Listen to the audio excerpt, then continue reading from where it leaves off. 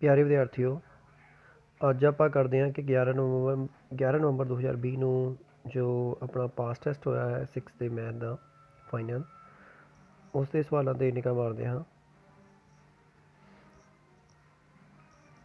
ਪਹਿਲਾ ਸਵਾਲ ਕਹਿੰਦਾ ਸੰਖਿਆ 0 ਦਾ ਪਿਛੇਤਰ ਕੀ ਹੋਵੇਗਾ। ਦੇਖੋ, ਸੰਖਿਆ 0 ਜਿਹੜੀ ਆ ਉਹ ਪੂਰਨ ਸੰਖਿਆਵਾਂ ਦੇ ਵਿੱਚ ਸਭ ਤੋਂ ਆਖਰੀ ਸੰਖਿਆ ਹੁੰਦੀ ਹੈ।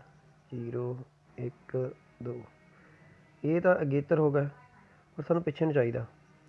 ਪਿਛੜੇ ਵਾਲੀਆਂ ਸੰਖਿਆਵਾਂ ਸਿਰਫ ਸੰਪੂਰਨ ਸੰਖਿਆਵਾਂ ਵਿੱਚ ਆਉਂਦੀਆਂ ਹਨ ਅਤੇ ਆਪਾਂ ਉਹਨਾਂ ਨੂੰ ਮਾਈਨਸ ਤੋਂ ਸ਼ੁਰੂ ਕਰਦੇ ਹਾਂ। -1 -2, ਇਹਦਾ ਮਤਲਬ 0 ਤੋਂ ਤੁਰੰਤ ਬਾਅਦ ਵਾਲੀ ਜਿਹੜੀ ਸੰਖਿਆ ਉਹੀ ਸਾਡਾ ਪਿਛੇਤਰ ਹੁੰਦੀ ਆ -1, ਜਾਂ 0 ਚੋਂ -1 ਨੂੰ ਘਟਾ ਕੇ ਪਤਾ ਕਰ ਸਕਦੇ ਆ -1।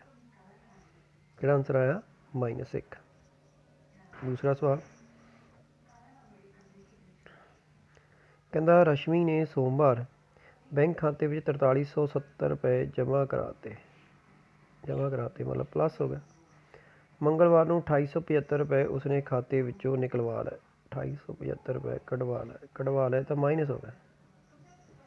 ਠੀਕ ਹੈ ਜੀ, ਇੱਥੇ 0 ਆ, ਇਹਨੂੰ 10 ਬਣਾ ਦਿੱਤਾ, ਇੱਥੋਂ ਕੈਰੀ ਭੇਜ ਕੇ ਇੱਥੇ 6 ਰਹਿ ਗਿਆ।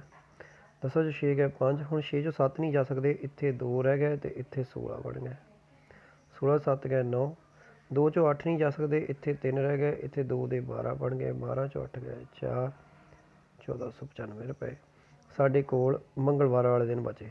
ਪਰ ਉਹ ਕਹਿੰਦਾ ਕਿ ਬੁੱਧਵਾਰ ਨੂੰ 1550 ਰੁਪਏ ਹੋਰ ਜਮ੍ਹਾਂ ਕਰਾਤੇ, ਤਾਂ 1550 ਹੋਰ ਜੋੜ ਦਿਓ ਇਸ ਦੇ ਵਿੱਚ, ਤਾਂ ਇਹ ਬਣ ਗਿਆ 5 9 5 14 1 5 4 9 1 10 1 3 ਵਾਰ 3045 ਰੁਪਏ ਉਸਨੇ ਉਸ ਕੋਲ ਹੋਣਾ ਬੁੱਧਵਾਰ ਵਾਲੇ ਦਿਨ। ਠੀਕ ਹੈ ਜੀ।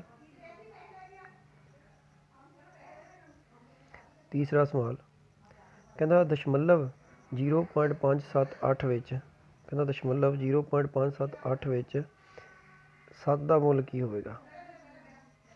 ਦੇਖੋ 7 ਧਿਆਨ ਨਾਲ ਦੇਖੋ, 5.0378 ਵਾ, ਤਾਂ ਆਪਾਂ 7 ਦਾ ਸਥਾਨਕ ਮੁੱਲ ਪੁੱਛਣਾ, ਤਾਂ 7 ਤੱਕ ਜਿੰਨੇ ਵੀ ਉਹ ਤੋਂ ਅਗਲੇ ਅੰਕ ਆ ਉਹਨਾਂ ਨੂੰ ਅਸੀਂ ਕੀ ਕਰਤਾ, 0 ਕਰਤਾ। ਠੀਕ ਹੈ ਜੀ। ਹੁਣ 7 ਨੂੰ ਜਦੋਂ ਆਪਾਂ ਭਿੰਨ ਦੇ ਰੂਪ ਵਿੱਚ ਲਿਖਣਾ ਆ, ਤਾਂ ਜਿੰਨੇ ਉਹਦੇ ਅੱਗੇ 0s ਹੁੰਦੀਆਂ ਆ ਜਾਂ ਜਿੰਨੇ ਅੰਕ ਹੁੰਦੇ ਉਹਨਾਂ ਨੂੰ ਕਾਊਂਟ ਕਰ ਲੈਣਾ, ਉਨੇ ਥੱਲੇ 0 ਲਾ ਦਈਏ। 1 2 3 3 ਆ ਜੀ 7 ਤੱਕ, ਤਾਂ 3 0 ਥੱਲੇ ਲਾ ਦਿਓ ਨਾਲ 1 ਆ। ਇਹ 7 ਦਾ 1000ਵਾਂ ਆ, 1000ਵਾਂ ਸਥਾਨ ਆ। ਠੀਕ ਹੈ, 7/1000। ਤਾਂ ਸਾਡੀ ਕਿਹੜੀ ਆਪਸ਼ਨ ਸਹੀ ਹੋਈ ਇਸ ਦੇ ਨਾਲ? ਸਾਡੀ ਕਿਹੜੀ ਆਪਸ਼ਨ ਸਹੀ ਹੋਈ? D option, 7/1000। ਚੌਥਾ ਸਵਾਲ ਕਹਿੰਦਾ ਕਿੰਨੇ ਸਿਖਰ ਹਨ। ਸਿਖਰ ਹੁੰਦੇ ਆ ਕੋਨੇ ਖੁੰਝੇ। ਹਾਂ 1 2 3 4 ਅਤੇ 5। ਕਿੰਨੇ ਸਿਖਰ ਹਨ ਇਹਦੇ? 5 ਸਿਖਰ ਹਨ। ਪੰਜਵਾਂ ਸਵਾਲ ਕਹਿੰਦਾ ਕਿਹੜਾ ਬਿੰਦੂ ਇਸ ਦੇ ਅੰਦਰਲੇ ਭਾਗ, ਆ ਜੋ ਸ਼ੇਡਡ ਪੋਰਸ਼ਨ ਹੈ ਇਹ ਵਾਲਾ, ਇਹਨੂੰ ਅੰਦਰਲਾ ਭਾਗ ਬੋਲਦੇ ਆ, ਅਤੇ ਇਸ ਦੇ ਅੰਦਰ ਕਿਹੜਾ ਆ P ਪੁਆਇੰਟ। X Y ਅਤੇ Z ਜਿਹੜੇ ਆ ਇਹਦੇ ਉੱਤੇ ਆ, Q ਅਤੇ R ਜਿਹੜੇ ਉਹ ਬਾਹਰ ਆ। ਸਾਡੇ ਕੋਲ ਆਨਸਰ ਆਉਣਾ P, ਕਿਉਂਕਿ ਇਹ ਅੰਦਰ ਆ ਇਹਦੇ। ਕਹਿੰਦਾ ਸਵੇਰੇ 5 ਡਿਗਰੀ ਸੈਲਸੀਅਸ ਤਾਪਮਾਨ ਸੀਗਾ, 5 ਡਿਗਰੀ ਸੈਲਸੀਅਸ ਸੀਗਾ, ਪਲੱਸ ਦਾ ਲਿਖ ਲਓ। ਫਿਰ ਕਹਿੰਦਾ 15 ਡਿਗਰੀ ਘੱਟ ਗਿਆ, ਤਾਂ ਘੱਟ ਗਿਆ ਮਤਲਬ ਘਟਾਓ ਕਰ ਦਿਓ।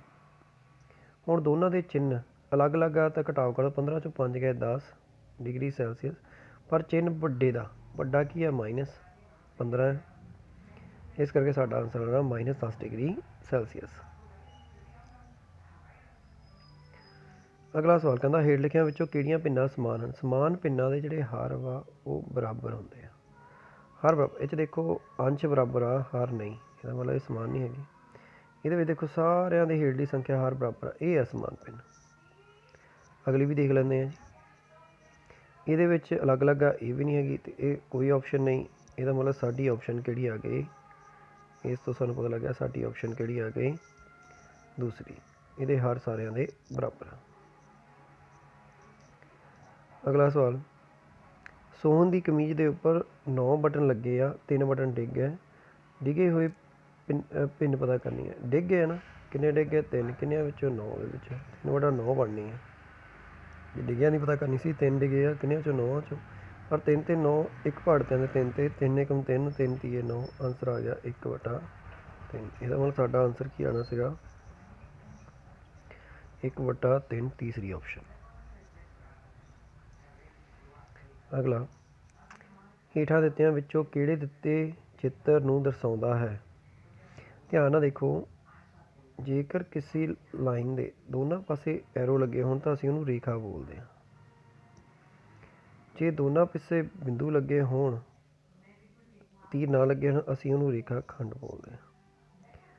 ਜੇਕਰ ਦੋ ਰੇਖਾਵਾਂ ਇੱਕ ਸਾਂਝੇ ਬਿੰਦੂ ਤੋਂ ਸ਼ੁਰੂ ਹੋ ਕੇ ਚੱਲਦੀਆਂ, ਅਸੀਂ ਉਹਨੂੰ ਕੋਣ ਬੋਲਦੇ ਹਾਂ।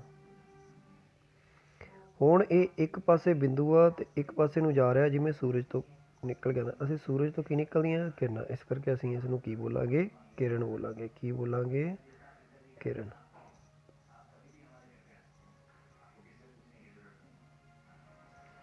ਕੀ ਆਨਸਰ ਆ ਗਿਆ ਸਾਡਾ? ਕਿਰਨ, ਇਹ ਵਾਲਾ, ਕਿਉਂਕਿ ਇੱਕ ਪਾਸੇ ਐਰੋ ਹੈ ਇਹਦੇ, ਦੂਸਰੇ ਪਾਸੇ ਡਾਟ ਆ। ਚਿੰਨ੍ਹਿਤ ਕੋਣ ਦਾ ਨਾਮ ਦੱਸਣਾ। ਚਿੰਨ੍ਹਿਤ ਕੋਣ ਦਾ ਨਾਮ ਦੱਸਣਾ। ਇਹ ਵਾਲਾ ਕੋਣ ਆ, ਇਹਦੇ ਵਿੱਚ ਐਰੋ ਬਣੀ ਹੋਆ, ਇਹ ਵਾਲਾ ਕੋਣ। ਇੱਥੇ ਬਿੰਦੂ ਦੇਖ ਲੈਣੇ ਕਿਹੜਾ, ਇੱਕ ਈ ਬਿੰਦੂ ਆ, ਇੱਕ ਏ ਬਿੰਦੂ ਆ, ਇੱਕ ਐਫ। ਇਹਦਾ ਮਤਲਬ ਕਿਹੜਾ ਬਿੰਦੂ ਬਣ ਗਿਆ? ਈ, ਏ ਤੇ ਐਫ। ਜਾਂ ਇੱਧਰੋਂ ਸ਼ੁਰੂ ਕਰ ਲਓ, ਐਫ, ਏ ਤੇ ਈ। ਠੀਕ ਹੈ ਜੀ, ਇਹੀ ਕੋਣ ਆ। ਇਹਦਾ ਆਨਸਰ ਆਉਣਾ ਸੀ ਸਾਡੀ ਤੀਸਰੀ ਆਪਸ਼ਨ। ਕਿਹੜੀ ਆਪਸ਼ਨ? ਤੀਸਰੀ ਆਪਸ਼ਨ। ਅੱਗੇ ਕਹਿੰਦਾ ਹੇਠ ਦੇ ਪੀਓ ਕੀ ਦਰਸਾਉਂਦਾ? ਆਹ ਵਾਲੀ ਪੀਓ ਇੱਕ ਸੈਂਟਰ ਤੋਂ, ਕੇਂਦਰ ਤੋਂ ਸ਼ੁਰੂ ਹੋ ਕੇ ਚੱਕਰ ਤੇ ਘੇਰੇ ਤੱਕ ਜਾਂਦੀ ਹੈ। ਇਸ ਨੂੰ ਅਸੀਂ ਕੀ ਬੋਲਦੇ ਹਾਂ? ਅਰਧ ਵਿਆਸ। ਕੀ ਬੋਲਦੇ ਹਾਂ? ਅਰਧ ਵਿਆਸ। ਇਹ ਵਾਲੀ ਕੀ ਹੁੰਦੀ ਹੈ? ਚੱਕਰ ਦੀ ਜੀਵਾ। ਪੀ ਕਿਊ ਕੀ ਹੈ? ਸਾਡੀ ਚੱਕਰ ਦੀ ਜੀਵਾ। ਇਹ ਵਾਲੀ ਜਿਹੜੀ ਸਾਡੀ ਇਸ ਤਰ੍ਹਾਂ ਕਰਵਡ ਪੋਰਸ਼ਨ ਆ, ਇਹਨੂੰ ਅਸੀਂ ਬੋਲਦੇ ਹਾਂ ਚਾਪ, ਆਰਕ। ਠੀਕ ਹੈ, ਉਹ ਰੇਖਾ ਜਿਹੜੀ ਸਿੱਧੀ ਸੈਂਟਰ ਵਿੱਚੋਂ ਹੋ ਕੇ ਚੱਕਰ ਦੇ ਦੋਨਾਂ ਪਾਸੇ ਕੱਟੇ, ਅਸੀਂ ਉਸ ਨੂੰ ਕੀ ਬੋਲਦੇ ਹਾਂ? ਵਿਆਸ। ਕੀ ਬੋਲਦੇ ਹਾਂ? ਵਿਆਸ। ਪਰ ਸਾਡੇ ਕੋਲ ਸਿਰਫ ਪੀਓ ਪੁੱਛਿਆ ਹੈ ਅਤੇ ਪੀਓ ਇਹਦਾ ਅੱਧਾ ਹਿੱਸਾ ਹੁੰਦਾ, ਇਸ ਕਰਕੇ ਇਸ ਨੂੰ ਬੋਲਦੇ ਹਾਂ ਅਰਧ ਵਿਆਸ। ਕੀ ਆਨਸਰ ਆਵੇਗਾ? ਅਰਧ ਵਿਆਸ। ਕਹਿੰਦਾ ਕਿੰਨੇ ਡਿਗਰੀ ਦਾ ਕੋਣ ਬਣਿਆ ਹੈ, ਆਪਾਂ ਦੱਸਣਾ ਹੈ। ਦੇਖੋ ਧਿਆਨ ਨਾਲ, ਇਸ ਪਾਸੇ ਤੋਂ ਕੋਣ ਮਾਪਣੇ ਸ਼ੁਰੂ ਕਰਨੇ, ਕਿਉਂਕਿ ਇੱਧਰੋਂ ਤੀਰ ਆ। 0, 10, 20, 30, 40, 50, ਆਪਾਂ ਪਹੁੰਚ ਗਏ 130 ਤੱਕ। 140 ਅਤੇ 140 ਅਤੇ 50 ਦੇ ਵਿਚਕਾਰ ਆ। ਇਹਦਾ ਮਤਲਬ 140 ਅਤੇ 50 ਦੇ ਵਿਚਕਾਰ ਕਿਹੜਾ ਅੰਕ ਹੁੰਦਾ? 145 ਡਿਗਰੀ ਕੋਣ ਡਿਗਰੀ 'ਚ ਹੈ। ਕਹਿੰਦਾ ਅਗਲਾ, ਇੱਕ ਬਾਕਸ ਦੀ ਲੰਬਾਈ ਚੌੜਾਈ ਕ੍ਰਮਵਾਰ ਦਿੱਤੀ ਹੈ 75, 85 ਅਤੇ 95। ਕਹਿੰਦਾ ਉਹ ਕਿਹੜਾ ਫੀਤਾ ਹੈ ਜਿਹੜਾ ਇਹਨਾਂ ਲੰਬਾਈਆਂ ਨੂੰ ਪੂਰਾ ਨਾਪੂਗਾ? 75 ਸੈਂਟੀਮੀਟਰ ਨੂੰ ਪੂਰਾ ਨਾਪੂਗਾ, 85 ਨੂੰ ਵੀ ਅਤੇ 95 ਨੂੰ ਵੀ। ਤਾਂ ਅਸੀਂ ਕੀ ਕਰਨਾ ਇਹਨਾਂ ਦਾ, ਜਦੋਂ ਵੱਧ ਤੋਂ ਵੱਧ ਲੰਬਾਈ ਦਾ ਫੀਤੇ ਦੀ ਗੱਲ ਕਰਦਾ ਹੈ ਤਾਂ ਹਮੇਸ਼ਾ ਕੀ ਪਤਾ ਕਰਨਾ ਹੈ? ਮਾਸ ਅਤੇ 85 ਅਤੇ 95 ਨੂੰ ਪਹਿਲਾਂ ਭਾਗ ਕਰ ਲਓ। 85 ਏਕਮ 85, 10 85, 8 ਤੇ ਗਿਆ 80, ਫਿਰ 5, ਫਿਰ 10, 5 दूनी 10। ਇਹਦਾ ਆਨਸਰ ਆ ਗਿਆ 5। ਠੀਕ ਹੈ ਜੀ। ਹੁਣ ਅਗਲਾ ਆਪਾਂ ਕਰਦੇ ਹਾਂ ਜੀ, ਹੁਣ ਜਿਹੜਾ ਆਨਸਰ ਆ ਗਿਆ ਉਹਨੂੰ ਦੂਸਰੇ ਅੰਕ ਨੂੰ ਉਹਦੇ ਨਾਲ ਭਾਗ ਕਰਨਾ। 5 ਨੂੰ 75 ਨਾਲ 5 ਏਕਮ 5,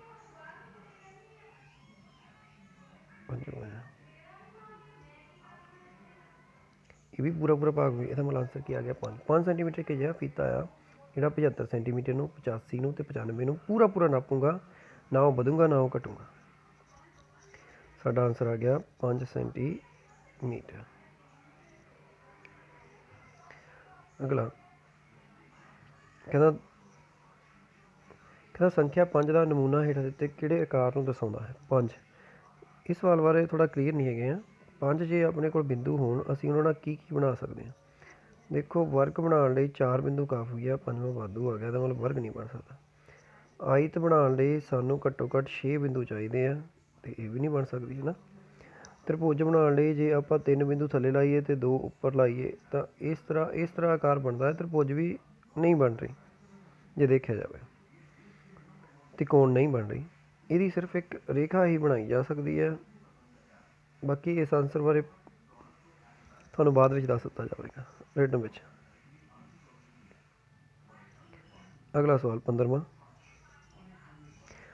ਦਿੱਤੇ ਚਿੱਤਰ ਤ੍ਰਿਭੁਜ ਦੀ ਕਿਹੜੇ ਕਿਸਮ ਦਰਸਾ ਰਿਹਾ। ਹੁਣ ਧਿਆਨ ਨਾਲ ਦੇਖੋ, ਇਸ ਤ੍ਰਿਭੁਜ ਦੇ ਵਿੱਚ ਕੋਣਾਂ ਦੇ ਆਧਾਰ 'ਤੇ ਆਪਾਂ ਇਹਦਾ ਵਰਗੀਕਰਨ ਕਰਨਾ, ਕਿਉਂਕਿ ਕੋਣ ਬਣਿਆ ਹੋਊਗਾ, ਪਿੱਛੇ ਕੋਣ ਲਿਖਿਆ ਹੋਊਗਾ, ਕੋਣਾਂ ਦੇ ਆਧਾਰ 'ਤੇ ਵਰਗੀਕਰਨ ਕਰਨਾ। ਆਪਾਂ ਦੇਖੋ ਆਹ ਦੋਨੇ ਤਾਂ ਨਿਊਨ ਕੋਣ ਆ, ਤਾਂ ਨਿਊਨ ਕੋਣ। ਤੀਸਰਾ ਕੋਣ ਦੇਖਣਾ ਬਹੁਤ ਜ਼ਰੂਰੀ ਹੈ। ਜਿਹੜਾ ਤੀਸਰਾ ਕੋਣ ਆ ਉਹ ਇਸ ਤਰ੍ਹਾਂ ਆ, ਜੇਕਰ ਮੈਂ ਇਹਦੇ ਵਿੱਚ 90 ਡਿਗਰੀ ਦੀ ਲਾਈਨ ਮਾਰ ਕੇ ਦੇਖਾਂ ਤਾਂ 90 ਡਿਗਰੀ ਦੀ ਲਾਈਨ ਇਸ ਕੋਣ 'ਤੇ ਇਸ ਜਗ੍ਹਾ 'ਤੇ ਆਵੇਗੀ, ਇਹ 90 ਡਿਗਰੀ ਬਣੇਗਾ, ਹੈ ਨਾ। ਇਹ 90 ਡਿਗਰੀ ਤੋਂ ਵੱਡਾ ਹੋ ਗਿਆ, ਜਿਹੜਾ ਵੱਡਾ ਅਸੀਂ ਉਸ ਨੂੰ ਕੀ ਬੋਲਦੇ ਹਾਂ, ਅਦਿੱਖ ਕੋਣ। ਅਤੇ ਜੇਕਰ ਕਿਸੇ ਤ੍ਰਿਭੁਜ ਵਿੱਚ ਇੱਕ ਅਦਿੱਖ ਕੋਣ ਹੋਵੇ ਤਾਂ ਅਸੀਂ ਉਹਨੂੰ ਅਦਿੱਖ ਕੋਣ ਤ੍ਰਿਭੁਜ ਕਹਿੰਦੇ ਹਾਂ, ਜਾਂ ਅਦਿੱਖ ਕੋਣੀ ਤ੍ਰਿਭੁਜ ਕਹਿੰਦੇ ਹਾਂ। ਇਹਦਾ ਆਨਸਰ ਆ ਗਿਆ ਅਦਿੱਖ ਕੋਣ ਤ੍ਰਿਭੁਜ ਤੇ ਕੋਣ। ਅਗਲਾ ਸਵਾਲ ਕਹਿੰਦਾ ਇਹ ਚਾਰ ਭੁਜਾਵਾਂ ਦੀ 1 2 3 4 1 2 3 4 1 2 3 4 ਸਾਰੀਆਂ ਚਾਰ ਭੁਜਾਵਾਂ। ਚਾਰ ਭੁਜਾਵਾਂ ਨੂੰ ਕੀ ਬੋਲਦੇ ਆ, ਚਤੁਰ। ਚਤੁਰ ਭੁਜਾਵਾਂ ਆ ਤਾਂ ਚਤੁਰਭੁਜ ਹੋ ਗਏ। ਇਹਦਾ ਮਤਲਬ ਸਾਰੀਆਂ ਕੀ ਆ, ਚਤੁਰਭੁਜ ਆ। ਆਇਤਾਂ ਨਹੀਂ ਹੋ ਸਕਦੀਆਂ, ਆਇਤ ਸਿਰਫ ਇਹ ਆ, ਅਤੇ ਇੱਕ ਵਰਗ ਨੂੰ ਵੀ ਆਇਤ ਕਿਹਾ ਜਾ ਸਕਦਾ। ਸਾਰੇ ਵਰਗ ਆ, ਵਰਗ ਕੇਵਲ ਇਹੀ ਆ, ਠੀਕ ਹੈ। ਅਤੇ ਇਹਨਾਂ ਵਿੱਚ ਕੋਈ ਨਹੀਂ ਤਾਂ ਹੈ ਚਤੁਰਭੁਜ, ਇਹ ਚਤੁਰਭੁਜ ਹੀ ਹੈ।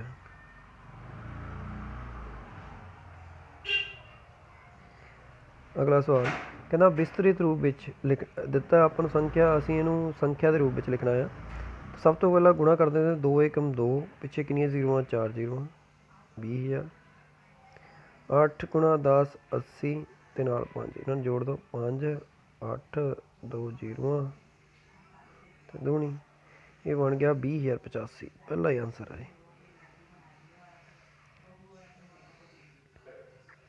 ਧਿਆਨ ਨਾਲ ਇਹ ਆਕ੍ਰਿਤੀ ਦੇਖਣੀ ਹੈ, ਆਕ੍ਰਿਤੀ ਕਿਹੜੀ ਹੈ। ਦੇਖੋ ਗੋਲ ਆ, ਪੂਰੀ ਗੋਲ ਆ, ਧਿਆਨ ਨਾਲ ਫੁੱਟਬਾਲ ਗੋਲ ਹੁੰਦਾ ਨਾ, ਤਾਂ ਆਪਾਂ ਦੇਖਦੇ ਹਾਂ ਕਿਹੜੀ ਆਕ੍ਰਿਤੀ। ਬੇਲਣ ਕਹਿੰਦਾ ਇਹ ਬੇਲਣ ਆ। ਬੇਲਣ ਤੁਸੀਂ ਦੇਖਿਆ ਹੋਣਾ ਘਰਾਂ ਦੇ ਵਿੱਚ, ਜਾਂ ਸਿਲੰਡਰ, ਜਿਹੜਾ ਸਿਲੰਡਰ ਉਹ ਇਸ ਆਕਾਰ ਦੇ ਹੁੰਦੇ ਆ, ਠੀਕ ਹੈ। ਬੇਲਣ ਦੀ ਸ਼ੇਪ ਦੇ ਤਾਂ ਹੈ ਹੀ ਨਹੀਂ।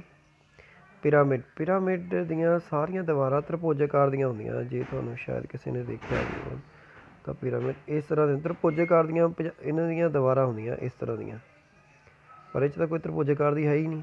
ਇਹਦਾ ਮਤਲਬ ਪਿਰਾਮਿਡ ਵੀ ਨਹੀਂ ਹੈਗਾ ਅਤੇ ਸਿਲੰਡਰ ਵੀ ਨਹੀਂ। ਘਣ, ਘਣ ਇੱਕ ਛੋਟਾ ਜਿਹਾ ਬਾਕਸ, ਜਿਵੇਂ ਲੱਡੂ ਦੀ ਗੀਟੀ, ਅਤੇ ਇਹ ਲੱਡੂ ਦੀ ਗੀਟੀ ਵਰਗਾ ਵੀ ਨਹੀਂ ਲੱਗ ਰਿਹਾ।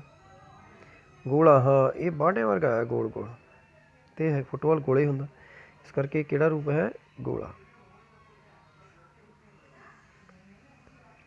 ਕਹਿੰਦਾ ਕਿਤਾਬ ਖੁੱਲ੍ਹਣ ਦਾ ਕਿਹੜਾ ਕੋਣ ਹੈ। ਦੇਖੋ ਧਿਆਨ ਨਾਲ, ਇਹ ਵਾਲਾ ਕੋਣ ਬਣਿਆ। ਜੇ ਮੈਂ ਇਸ ਲਾਈਨ ਤੋਂ 90 ਡਿਗਰੀ ਦਾ ਕੋਣ ਬਣਾਉਣਾ ਹੋਵੇ ਤਾਂ ਇੱਥੇ ਬਣਨਾ ਹੈ। ਹੁਣ ਇਹ 90 ਡਿਗਰੀ ਦੇ ਕੋਣ ਤੋਂ ਪਹਿਲਾਂ ਹੀ ਖਤਮ ਹੋ ਗਿਆ। ਜਿਹੜਾ 90 ਡਿਗਰੀ ਤੋਂ ਛੋਟਾ ਹੋਵੇ, 90 ਡਿਗਰੀ ਨੂੰ ਸਮਕੋਣ ਬੋਲਦੇ ਹਾਂ, ਇਹ 90 ਡਿਗਰੀ ਤੋਂ ਪਹਿਲਾਂ ਹੀ ਖਤਮ ਹੋ ਗਿਆ। ਇਹਦਾ ਮਤਲਬ ਇਹਨੂੰ ਬੋਲਣਾ ਅਸੀਂ ਨਿਊਨ ਕੋਣ। 90 ਡਿਗਰੀ ਤੋਂ ਛੋਟਾ ਕੋਣ ਜਾਂ 0 ਤੋਂ ਵੱਡਾ ਨਿਊਨ ਕੋਣ ਖਵਾਉਂਦਾ, ਇਸ ਕਰਕੇ ਕਿਹੜਾ ਕੋਣ ਬਣ ਗਿਆ, ਨਿਊਨ ਕੋਣ। ਜੇ ਇਸ ਪਾਸੇ ਹੁੰਦਾ ਫਿਰ ਆਪਾਂ ਅਦਿੱਖ ਕੋਣ ਕਹਿੰਦੇ, ਕਿਉਂਕਿ ਉਹ 90 ਤੋਂ ਵੱਧ ਜਾਂਦਾ, ਪਰ ਇਹ ਛੋਟਾ ਆ, ਇਸ ਕਰਕੇ ਅਸੀਂ ਬੋਲਾਂਗੇ ਨਿਊਨ ਕੋਣ। ਕਿਹੜੀ ਆਪਸ਼ਨ ਸਹੀ ਹੈ ਜੀ, ਨਿਊਨ ਕੋਣ, ਇਹ ਵਾਲੀ ਆਪਸ਼ਨ ਸਹੀ ਹੈ, ਦੂਸਰੀ।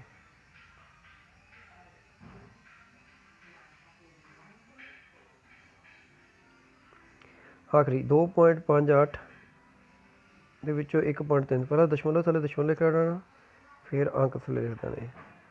8 'ਚ 2 ਗਏ, 6 5 'ਚੋਂ 3 ਗਏ, 2 2 'ਚੋਂ 1.26। ਆਹ ਆਨਸਰ। ਦੇਖੋ ਇਸ ਤਰ੍ਹਾਂ ਸਾਡੇ ਸਾਰੇ ਸਵਾਲ ਹੱਲ ਹੋ ਗਏ।